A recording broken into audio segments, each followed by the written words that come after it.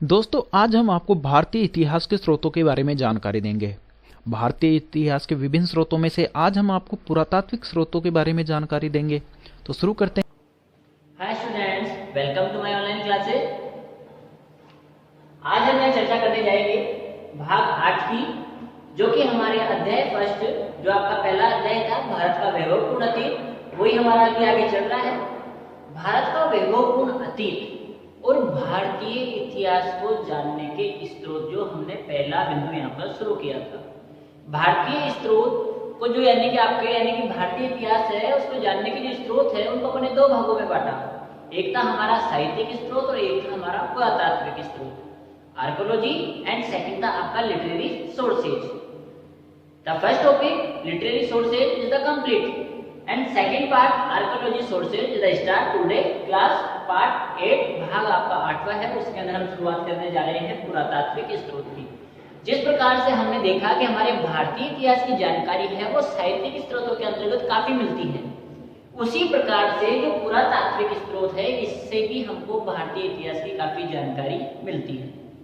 साहित्यिक स्रोत वो था जो यानी कि एक तरह से आपका कहीं ना कहीं किताबों के अंदर लिखा गया था, और ये पुरातात्विक स्रोत वो है जो हमें कहीं ना कहीं यानी कि उत्खनन से प्राप्त हुए हैं। कोई हमारे अभिलेख हो गए, कुछ हमारी मूर्तियां हैं जिनके ऊपर कुछ उत्कीर्ण है, ऐसी कुछ बातें अपन यहाँ पुरातात्विक स्रोत के अंदर पढ़ेंगे, जिससे हमारे भारतीय इतिहास की हमको काफी जानकारियां प्राप्त होती है। तो ठीक है, इसी टॉपिक के साथ हम आगे बढ़ते हैं और आज का हमारा बिंदु रहेगा पुरातात्विक स्रोत।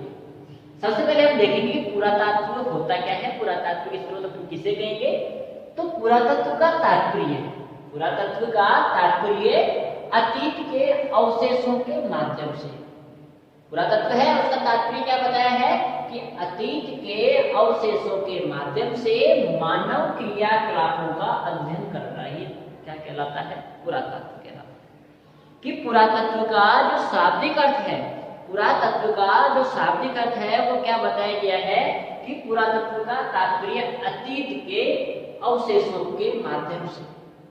अतीत यानी कि पुराना, अवशेष यानी कि कोई भी आपके यानी कि सामग्री हो गई जिसके अंदर आप कुछ कर सकते हैं, कोई मूर्ति हो गई, कोई खुदाई के अंदर भवन मिल गए, सिक्के मिल गए, मुद्रा मिल गई, या कोई हमें अभिलेख मिल गई, या कोई हमें चित्र पेंटिंग मिल गई, रो पेंटिंग हो गई, ऐसी समस्त जो जानकारियां हैं, और उन जानकारियों से हमें यानी कि प्राचीन जो मानव थे उनकी क्रियाकलापों की अगर जानकारी प्राप्त होती है तो वो पुरातत्व कहलाता है।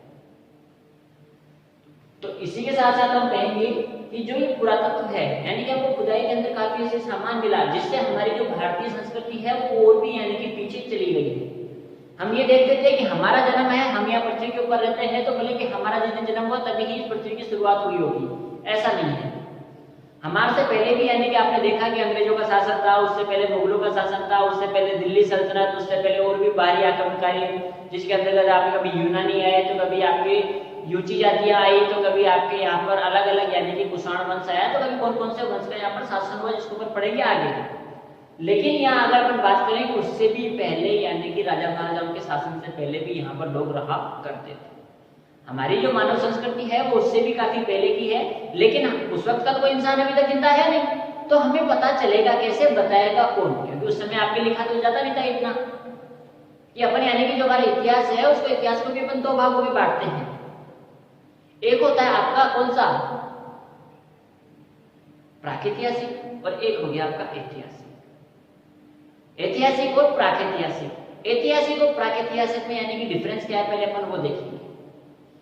कि जिस दिन से मानव ने पढ़ना लिखना शुरू कर दिया वो तो कहलाता है हमारा ऐतिहासिक जीवन, और जब तक मानव पढ़ा लिखा नहीं था या किसी भी प्रकार की हमको लिखित में कोई जानकारी नहीं मिलती है तो वो हमारा कहलाता है कौन सा, प्रागैतिहास। एक प्रागैतिहास और एक आपका इतिहास, इतिहास या प्रागैतिहास। तो इतिहास तो किसे कहेंगे जिसमें हमें यानी कि लिखी हुई जानकारी प्राप्त होती है, और जिस इतिहास के अंदर हमको किसी भी प्रकार की लिखित जानकारी नहीं मिलती है वो क्या कहलाता है, हमारा प्रागैतिहास कहलाता है। तो उसी प्रागैतिहास की अगर अपन बात करें तो उस समय की भी हमको मानव जीवन है, उसकी संस्कृति सभ्यता के बारे में हमको पता है, वो इन्हीं पुरातात्विक स्रोतों से पता चलता है।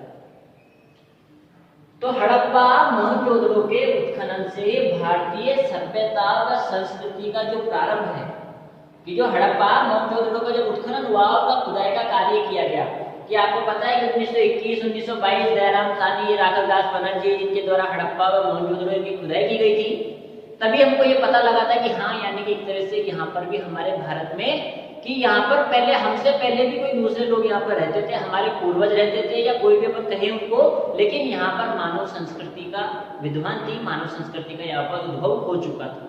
अब उसका कालक्रम अपन देखें तो इन्हीं से हमको पता लगता है कि 6000 BC से 5000 BC, यानी कि 6000 ईस्वी पूर्व से 5000 ईस्वी पूर्व पहले तक, यानी कि उस समय भी आपके मानव सभ्यता का विकास हो चुका था। मानव की उत्पत्ति तो काफी आज से 5 लाख वर्ष पूर्व हो चुकी थी, लेकिन जो हमारी संस्कृति है जो यानी कि एक तरह से आपके विकसित हो चुकी थी, वो आज से 6000 ईस्वी पूर्व यानी कि आपके हो चुकी थी।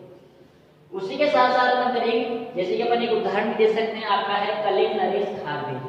जो कलिंग का राजा हुआ आपका कौन? खारवेल। तो उस खारवेल के बारे में हमको जानकारी कैसे मिलेगी? भाई उस वक्त कोई इंसान जिंदा है नहीं। भाई जो आपका कलिंग प्रदेश का जो राजा था कौन? खारवेल। अब खारवेल का इतिहास हमको कैसे पता चले? तो उस समय क्या था कि कलिंग नरेश खारवेल ने एक अभिलेख उत्कीर्ण करवाया था। अभी अभिलेख होता क्या, वो भी हम आगे पढ़ेंगे, उसको भी अपन यहाँ पे आगे चर्चा करेंगे। अभिलेख के भी अभिलेख क्या होते हैं। तो उसी यानी कि आपके कलिंग नरेश खारवेल ने एक अभिलेख लिखवाया जिसका नाम है हाथी गुम्फा अभिलेख। तो जो कलिंग नरेश की जानकारी है वो हमें हाथी गुम्फा अभिलेख से मिलती है। तो यानी कि किसी भी व्यक्ति के द्वारा कोई अभिलेख लिखवाए गए, तो किसी ने यानी कि अपने नाम से मूर्तियां बनवाई, तो किसी के यानी कि हमको भवन मिलते हैं। तो इन सभी चीजों से यानी कि हमको पुरातत्व की जानकारी, यानी कि पुरातत्व से हमको भारतीय इतिहास की जानकारी प्राप्त होती है। अब आप कहोगे सर हमको कैसे पता ये 6000 साल पहले गए थे या 600 साल पहले गए थे या 6 लाख साल पहले गए थे? तो इन सब का अपन जो पता लगाते हैं वो कैसे लगाते हैं? तो हमारा जो पुरातत्व सर्वेक्षण विभाग है, जो आपका पुरातत्व सर्वेक्षण विभाग है, वो क्या करते हैं कि जो हमारे वैज्ञानिक वगैरह जो भी पुरातत्व ज्ञाता होते हैं वो आपके एक पद्धति को अपनाते हैं। वो पद्धति होती है कौन सी? आपके कार्बन 14। एक पद्धति होती है आपके, जिसको अपन कौन सी पद्धति कहते हैं? कार्बन 14। इस कार्बन 14 नाम की जो पद्धति है, इसी के माध्यम से हमें पता लगता है कि यानी कि एक तरह से कोई वस्तु है वो कितनी पुरानी है।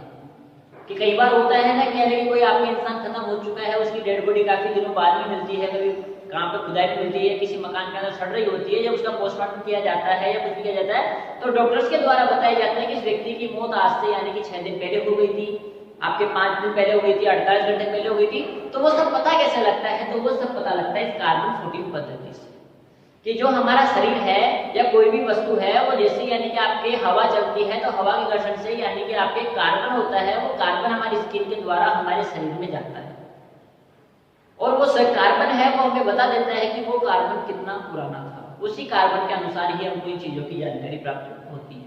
अब इस टॉपिक के अंदर अपन आगे बढ़ते हैं। पहला टॉपिक है हमारा पुरातात्विक स्रोत। पुरातात्विक स्रोत की अगर अपन बात करें यहाँ पर, तो जैसे कि अपने साहित्यिक स्रोत को हमने विभाजित किया था 5 भागों के अंदर: ब्राह्मण साहित्य, धर्मेतर साहित्य, आपका धार्मिक साहित्य, धर्मेतर साहित्य, क्षेत्रीय साहित्य, विदेशी साहित्य और वंशावली। इस साहित्यिक स्रोत जिसको 5 भागों में बांटा था: धार्मिक, धर्मेतर, क्षेत्रीय, विदेशी और वंशावलियां।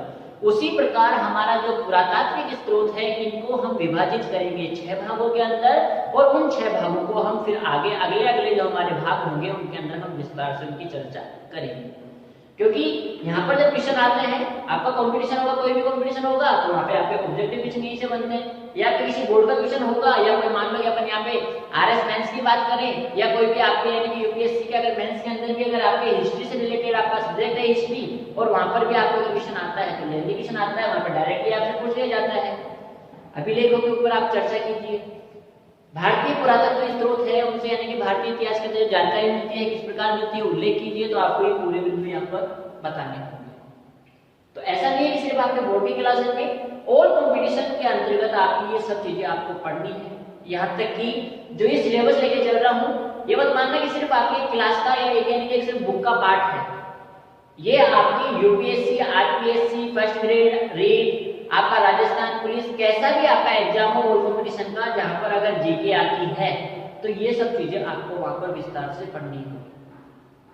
चाहो तो इनको मैं शॉर्ट में बता सकता हूँ, लेकिन यहाँ पर शॉर्ट में नहीं, पूर्णतः अपन इनको यानी कि एक तरह से विस्तार पूर्वक पढ़ेंगे, ताकि आगे भी आपको इनको यानी कि बार बार पढ़ने की जरूरत नहीं पड़े, एक ही बार के अंदर आपका यानी कि पूरा काम कंप्लीट हो जाए। तो हम देखेंगे यहाँ पे पुरातात्विक स्रोत जिसको अपन ने विभाजित किया है कितने भागों के अंदर? 6 भागों के अंदर।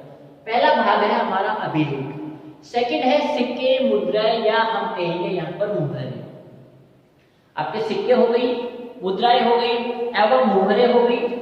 तो उसी प्रकार से यानी कि इनसे भी हमको क्या मिलती है, भारतीय इतिहास की हमको जानकारी प्राप्त होती है। पहला अभिलेख, सेकंड हो गया आपका यहाँ पर सिक्के, मुद्राएं एवं मुहरें। थर्ड नंबर पे उत्खनन से प्राप्त अवशेष, कि हमने खुदाई करेंगे, खुदाई से हमको यानी एक तरह से कोई अवशेष मिलेंगे, वो प्राप्त होंगे तो उनसे भी अपने को यानी कि जानकारी मिलेगी। इसमें मृदबान हो गए, कोई बर्तन हो गए या किसी प्रकार के अस्त्र शस्त्र हो गए, कोई औजार हो गए, उन सभी चीजों से हमको भारतीय इतिहास की जानकारी प्राप्त होती है। आभूषण हो सकते हैं, श्रृंगार का सामान हो सकता है, खान पीन के सामान हो सकता है, वो सभी बातें हमको यहाँ से प्राप्त होगी। स्मारक, मंदिर, भवन, प्राचीन स्मारक कोई बना हुआ हो, कोई प्राचीन मंदिर बना हुआ हो या प्राचीन कोई इमारत भवन बना हुआ हो, तो उससे भी हमारे भारतीय इतिहास की जानकारी हमको मिलेगी। नेक्स्ट हम बात करेंगे मूर्तियों की, कि जब हम मूर्तियों की बात करें तो आप लोगों को मूर्तियों से कैसे पता लगेगा, तो मूर्तियों से भी पता लगता है, क्योंकि मूर्तियों के भी शीर्ष भाग में या अधोभाग भाग के अंतर्गत यानी कि उस समय जब मूर्ति बनवाई जाती थी तो उनके ऊपर आज भी कहीं जगह यानी कि उत्कीर्ण करवाया जाता है कि किस व्यक्ति के द्वारा इस मूर्ति की स्थापना की गई एवं कब की गई और व्यक्ति का नाम और जगह का नाम क्या है, तो वो भी मूर्तियों के ऊपर लिखवाया जाता था, जिससे भी हमको पता लगता है कि हाँ उस जमाने के अंदर वो राजा हुआ जिसने इस मूर्ति का निर्माण करवाया और उसी के द्वारा यानी कि एक तरह से आपका ये उल्लेख हुआ है। नेक्स्ट हम चर्चा करेंगे शैल चित्रकला, रो पेंटिंग। शैल चित्रकला वो है, इनको सबको अपन आगे पार्ट के अंदर डिटेल से पढ़ेंगे, लेकिन फिर भी बता दूं शैल चित्रकला वो है जब प्राचीन काल के अंतर्गत आदि मानव जो आपके यानी कि गुफाओं एवं कंदराओं के अंदर रहा करता था, उन्हीं की दीवारों और उनकी छतों के ऊपर भाव चित्रात्मक लिपि को पेंटिंग के माध्यम से व्यक्त करता था, तो वही आपके शैल चित्रकला रो पेंटिंग कहलाती है। तो यहाँ पर आपने क्या देखा, पुरातात्विक स्त्रोत, और पुरातात्विक स्त्रोत जिसको अपने विभाजित किया है 6 भागों के अंदर। पहला है हमारा अभिलेख, दूसरा है सिक्के, मुद्राएं एवं मुहरें, थर्ड नंबर पे है उत्खनन से प्राप्त अवशेष, नेक्स्ट आपके स्मारक, मंदिर एवं भवन, उसके बाद में फिफ्थ पार्ट है आपके मूर्तियां और सिक्स पार्ट होगा वो होगी आपकी शैल चित्रकला। तो इसी प्रकार से यानी कि हमने देखा पुरातात्विक स्त्रोत है जिसको कुल 6 भागों के अंदर बांटा गया है और इन्हीं सभी 6 भागों को हम आगे वाले भागों के अंदर विस्तार पूर्वक पढ़ेंगे। अब बात करें अपन पहले वाले पॉइंट की, अभिलेख की। तो अभिलेख की अगर अपन चर्चा करें तो अभिलेख को विभाजित किया गया है 5 भागों के अंतर्गत। अभिलेख है वो कितने हैं, 5 अभिलेख है। एक होता है शिलालेख, एक होता है स्तंभ लेख, एक होता है गुहा लेख, एक होता है आपका मूर्ति लेख और एक होता है ताम्रपत्र अभिलेख। कि यानी कि पुरातात्विक स्त्रोत को विभाजित किया 6 भागों के अंदर और उसका जो पहला भाग है अभिलेख, अभिलेख को भी विभाजित किया गया है 5 भागों के अंदर। कि अभिलेख कितने होते हैं, तो 5 होते हैं। अभिलेख किसे कहेंगे वो अपन अभी चर्चा करेंगे आगे पाठ के अंदर, लेकिन अभिलेख होते कितने हैं, तो 5 प्रकार के होते हैं। कौन कौन से होते हैं, तो पहला होता है आपका शिलालेख होता है, गुहा लेख होता है, मूर्ति लेख होता है, ताम्रपत्र अभिलेख होता है और स्तंभ लेख होता है। तो इन सभी की चर्चा अपन आगे वाले भाग के अंदर करेंगे। आई होप यहाँ तक आपको पूर्णतः अच्छी तरह से समझ में आया होगा। उसी के साथ साथ एक बार फिर से देखें अपन पुरातात्विक स्त्रोत यानी कि जो पुरातत्व है उसका तात्पर्य क्या है, तो अतीत के अवशेषों के माध्यम से मानव क्रियाकलापों का अध्ययन करना ही क्या कहलाता है, पुरातत्व कहलाता है। ठीक है, बाकी पुरातात्विक स्त्रोत जिसको अपन 6 भागों में विभाजित किया, एक एक भाग को अपन आगे डिटेल से पढ़ेंगे और वो अपन मिलेंगे। नेक्स्ट हमारी मुलाकात होगी नई क्लास के अंदर और नई क्लास के अंदर जो हमारा भाग होगा वो भाग कौन सा होगा, भाग 9 यानी कि पार्ट 9।